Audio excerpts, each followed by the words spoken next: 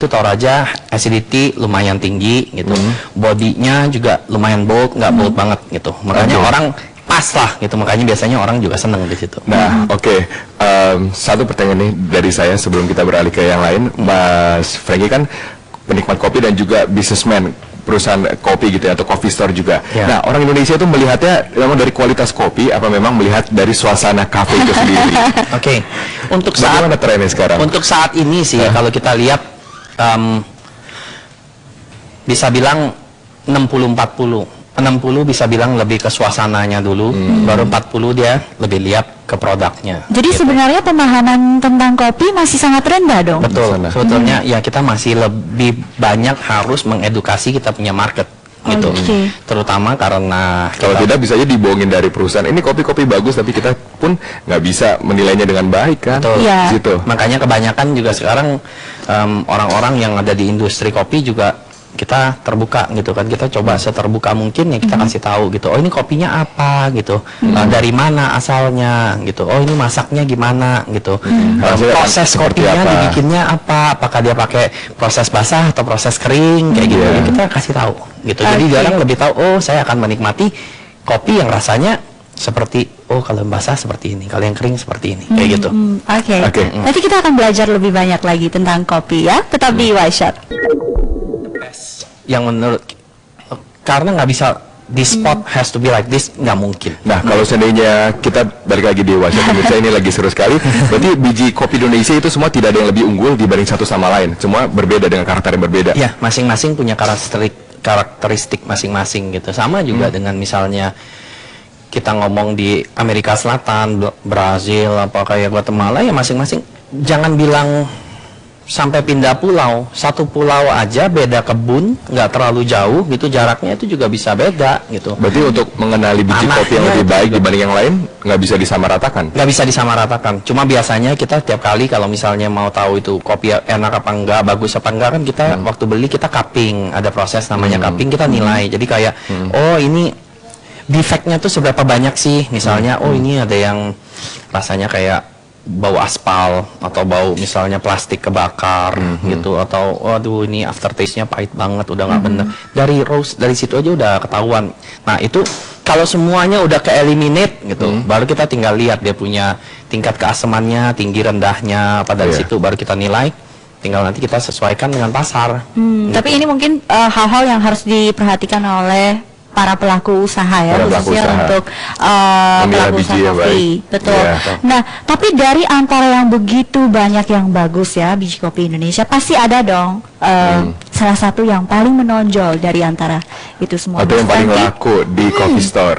Paling favorit lah. Kalau favorit pribadi saya atau favorit market? Dua-duanya boleh. Dua-duanya. Kalau saya sih, saya suka kopi dari Lombok.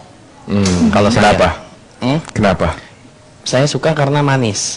Biji kopi itu manis tanpa pemanis? Tanpa pemanis. Gini, bukan bilang manis dalam arti kata kita kasih gula dia manis ya. Enggak. Itu, tapi aftertaste-nya pas kita minum juga itu, kalau memang kita proses dengan benar, semua kita minum sebagai kopi hitam. Jadi aftertaste-nya keluarnya lebih kayak brown sugar, gitu, kayak gula Jawa, kayak gitu. Kalau disukai market? Kalau disukai market, saya bilang mungkin karena propagandanya tinggi gitu, lebih banyak dari Aceh atau Mandaling kayak gitu ya, lebih banyak Mandaling dan Aceh itu yang sudah lebih mature marketnya. Kalau saya bilang orang sudah lebih banyak tahu, awareness-nya lebih tinggi. Awareness lebih tinggi atau karena memang rasanya lebih friendly, tidak terlalu pahit, tidak terlalu manis, semua itu sedang juga dalam segalanya. Dengan kebiasaan yang sudah disajikan kan, gitu loh.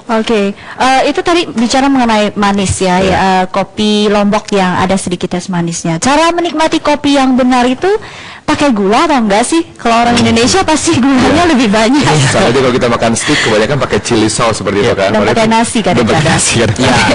Jadi kalau misalnya mau tahu rasanya yang benar, sebetulnya lebih baik jangan pakai gula, karena dari situ baru ketahuan semua gitu. Manisnya, tingkat manisnya seberapa sih gitu, tingkat acidity-nya seberapa, terus tingkat bitterness-nya seberapa gitu. Sebab kalau misalnya kita sudah campur satu substance yang kita sudah campur ke dalam situ, ya itu sudah nggak bisa dibilang pure coffee.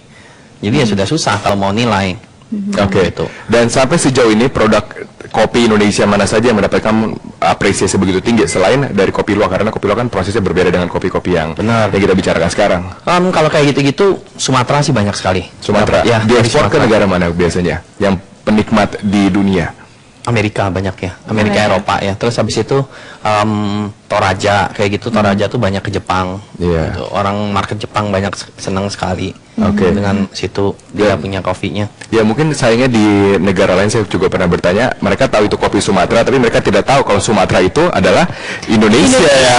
Itu dia. Jadi pikir Sumatera itu negara sendiri. Negara sendiri. Jadi bagaimana pemerintah sekarang dari para pelaku usaha dan juga penikmat kopi bisa untuk mempromosikan kopi lebih baik lagi? Benar. Jadi pemerintah kalau kita lihat ya sekarang, jadi kayak dari departemen pariwisata semua itu juga banyak melakukan banyak aktivitas sih. Kalau misalnya pas lagi pameran dia orang juga mendorong pelaku usaha, ayo dong itu sekalian gitu, misalnya misalnya kayak Lombok, ini ada Senggi gini, ada Gunung Rinjani atau apa, nanti ada kopi gitu. Jadi orang juga tahu gitu. Dimasukkan sekalian ya. Ya gitu. Jadi misalnya orang jangan sampai Indonesia cuma taunya kan Bali Indonesia gitu kan, tapi Bali juga ada kopinya gitu. Terus habis itu misalnya Jawa gitu, Jawa juga ada kopinya gitu, Jawa Tengah, Jawa Timur, Jawa Barat semua juga ada kopinya. Baiklah, hari ini kita belajar banyak ya tentang kopi. Terima kasih Mas Franky sudah hadir di Why Shot hari ini. Kita boleh jalan-jalan ke coffee shopnya ya nanti. Pasti. Baiklah, tetap di Why Shot ya. Kita ikuti dulu informasinya di Headline News pukul 14 waktu Indonesia Barat.